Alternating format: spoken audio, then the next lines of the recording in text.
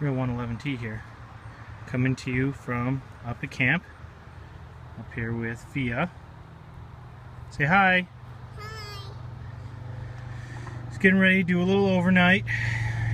Got everything together pretty quickly. Basically, what I've started to do is I've come up with modules for car camping that I can just grab in the basement and throw into the back of the car. It looks kind of like a mess, and it is kind of a mess, but I'm fairly confident that we have everything we need for the overnight, and it only took me probably about 20 minutes to get it all in the car from the basement. So as long as I can keep everything stocked up and everything in good condition, this might be a good emergency sort of a strategy too. Okay, I'll tell you what, these Tidy Cats cat litter containers are sort of invaluable in tight spaces for creating little modules. Like this one's got the dry food in it. This one is set up with a camp stove. And so why don't you give me a little while here and we will get this all sort of assembled and we'll take a look at it. So I started getting stuff out and I looked where I was going to put my tent, and traditionally I put it about over here. What you can't see is that there's quite a slope, and I realized that this whole area over here is pretty flat. But the reason I never put my tent here is because this dead tree was overhanging this area right here.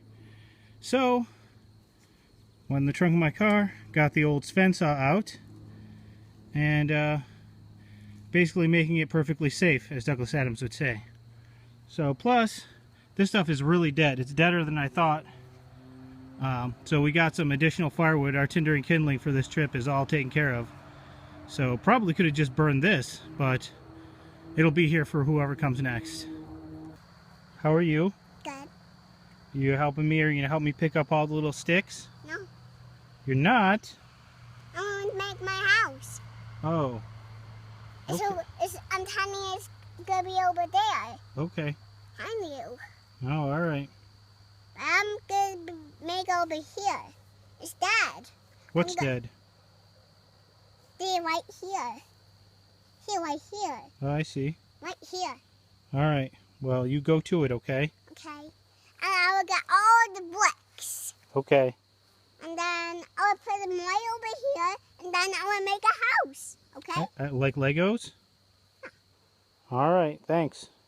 And want to make a house with me? I'm busy picking up all the sticks. Oh, but you can help me get some sticks for my house. Okay. Let's get to it. Okay. So as I said, here we got a couple sleeping bags. Camp kitchen over here. Table and a camp kitchen. The dry stuff in that bucket there. There's a kerosene camp stove in that bucket there. The remainder of the cooking stuff. This right here is a kind of a group cook set, complete with the pots, pans, and sundry items in 2 totes that can be used as wash-up. Basins, Coleman 425E as can be our main camp stove, 70s style. And then in here, this is kind of a shelter module. It's got Timberline 4 and some tarps and some just general stuff in it. So let's continue on. Is it cheating? Hell yeah.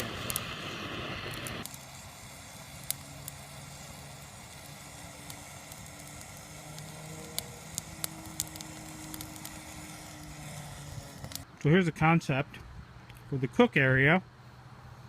Got the camp kitchen set up. 425E, I believe, stove set up. Food prep area. And that can transition when I take everything out of here and put the 2 basins up to be our dishwashing area. Or you could do that over here on the table. Or you could sit at the table and eat. Or you could have food prepping over here where I've got the funnel and the sparker. This is just additional stuff here in case something goes wrong with the 425. It won't be high and dry. fuel storage over here. That's both kerosene and Coleman fuel. And I've got this 20-liter surplus water jug. Now I've got several of these, and in fact I carry one as part of the normal kit that's in my car. So right now there's 2 full 20-liter jugs for me and my daughter for an overnight. And I mean, obviously if you knew that you were heading out of town and it was a disaster, you'd really be conserving that. But having, you know, 40 liters means that I can do any cooking I want, I can drink whatever I want, and I have enough to do dishes for an overnight. So that's quite a bit of capability. As far as the sighting of this, you see I got about 30 feet, maybe 25 feet between where the fire is and where the cook stove appliances are. You know, for refueling or anything with Coleman fuel, you want to give yourself a little bit of a distance there. You don't want to be too close. This was an eBay purchase, $425. It's in really, really good shape. When it arrived, I did have the knob here was, let me see if I focus on it. The knob was broken, and I believe it happened in transit. So not a bad deal. About $40, I think. I don't think I've ever paid more than $40 for one of these. Here we have the contents of the cook set. So its base around is in MSR Alpine 4 with the frying pan, the Alpine frying pan. We got, you know, a cheapo Coleman set of service for 4 utensils. Also in here is a spatula and ladle out of one of the Stanley sets, fits in there. This knife, it's an old Colonial. I think Ontario makes it. I bought it out of a bin of Ontario knives. It's very similar to an old hickory. Got a set of 4 tin, like they're stainless steel, but it's real thin stainless steel, cheapo mugs, measuring cup,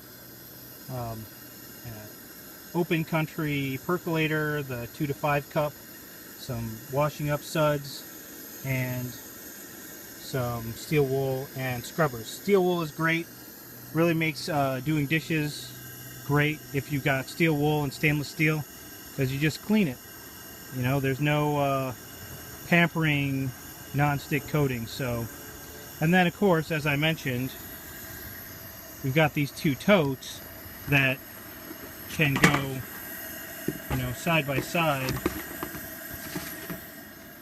as washing up basins. So we're going to test that out this weekend. Dinner tonight, we're having Asian side teriyaki noodles, Brussels sprouts, and bacon. So let's see how this turns out. See if we can attract any bears.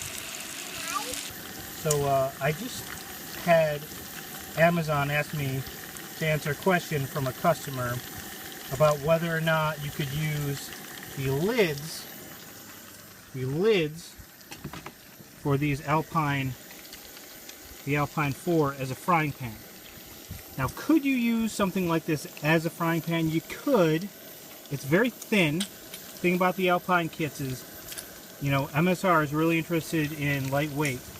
Okay, so they're interested in thin stainless steel, which is not good really for a frying pan. I'm not going to tell you you absolutely couldn't do it. Oh, the only other thing is because it's so thin, they put this little bump in it to give it rigidity, and that's not that great for a frying pan. Now, this is another animal entirely. The Alpine fry pan is a nice fry pan. It's a little on the small side, and it was kind of annoying because several of the ads, including the MSR website, said it fit around the bottom of the 3-quart pot. And I can tell you with some certainty that it does not fit around the bottom of the 3-quart pot, but it does fit inside along with all the other stuff. So, you know, it's worked for me so far. It's certainly a decent size for this. If you're trying to make a lot of pancakes, you'd be making them one at a time. So you got that. But this frying pan is, you know, a married metal, aluminum on the outside, stainless steel on the inside, nice and thick. Not particularly lightweight, but it does have a removable handle for packing easily. So hope that answers that. I did respond to that person on Amazon. Even though I'm out here relaxing in the woods.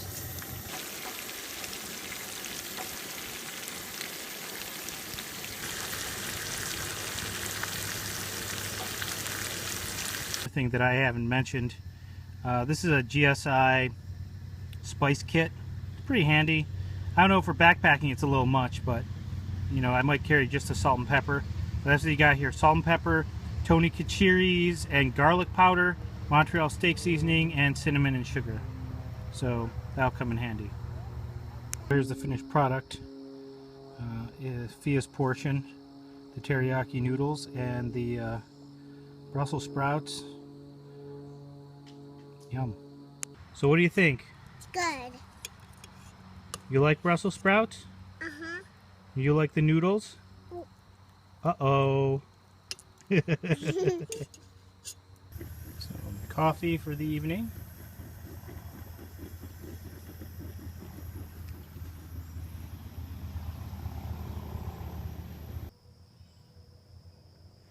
Look at you. Hi. Did George make you a sandbox? Is it fun? Uh-huh. Are you making a sandcastle? Uh-huh. Say hi to everybody. Hi. You having fun? Uh-huh. All right. See I'm you making later. the font. Oh, I see. I'm making this into a water tail for the top. Okay. And then I will make that one. Okay, cool. And then I will scoop it back in. And then I want it back in, so I'll make another one. I will need a little bit more, because I'm going to use a little bit. And I will flip it. And Wow. flip over. That sounds really amazing. And then I'm going to flip over. Okay.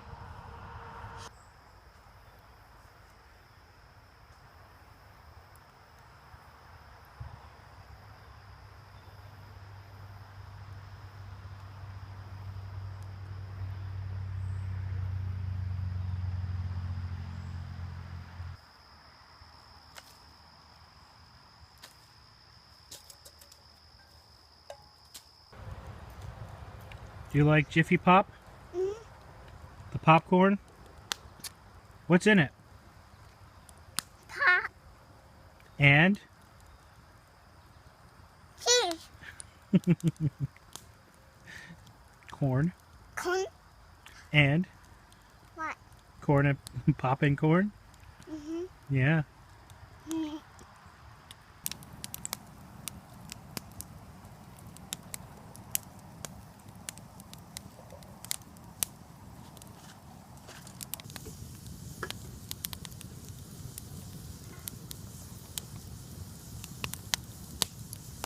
Here, Fia. Making the cocoa Yeah, making some cocoa. for me. For you. But why is it glue? Don't touch that. It's glue. Yeah, it's glued. Why is it glue? We talked about it earlier in the video. It came broken from eBay. Oh. Yeah. What are you gonna do? I fixed it with JB Weld. This? Yeah, can you say JB Weld? Shady Weld. Yep.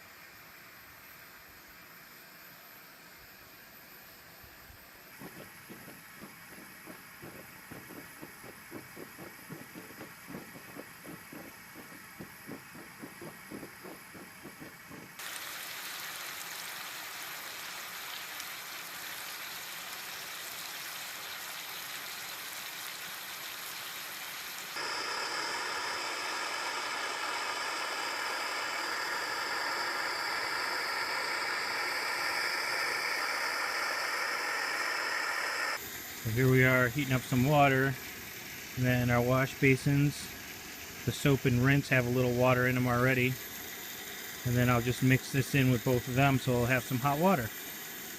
Cool.